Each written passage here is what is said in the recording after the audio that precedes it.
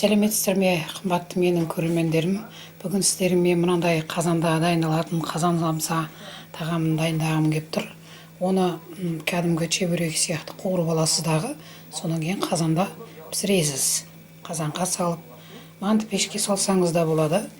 Қазір соны сізбен біз боп жасап көрейік. Керемет қазан самсаны пісіру үшін бізге керекті заттар. Міне мынау 1 стакан суға тұзын салып, жұмыртқасын салып, 2 стакан ұнын қойып болдық. Кәдімгі мантыға жасаған қамырды илеп алу керек. Манты сияқты жайылады. Оған бізге мынау ет керек. Бір 400 грамдай ет алдым. Оны майдалап турадым. Міне қараңыз. Сосын картоғын турадым. Асқабақтың уақытысы қазір жоқ.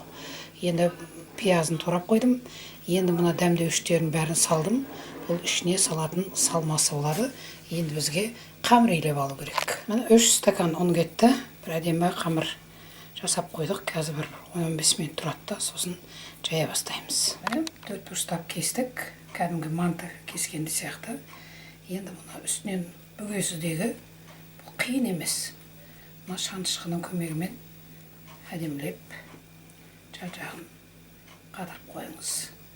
Бұл қазанға барып қазір бауырсақ сияқты қуырылады. Міне келесісі бұл оңай. Бірақ жеген кезде өте дәмді самса болады.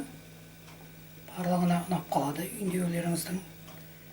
Міне осылай жасай беріңіздер. Міне қазанға да келдік. Енді бауырсақ сияқты қуыра беруге болады. Міне екі жағынан қуырып алыңыз. Болды. Ала бересіз өстіп. Міне ары қарай қуырып жатырмыз. Бұлары қазанға барады. Қазанда бір 40 минуттай тұрып пісіруге тиіс.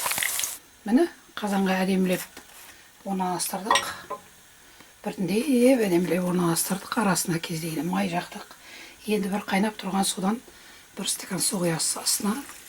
Сосын жай отта қақпағын жауып қойып, жай отта 40 минут тұрады. Содан кейін міне 40 минуттай уақыт тұрды. Қараңыз. Алып жатырмыз. Әдемі самсаларымызды.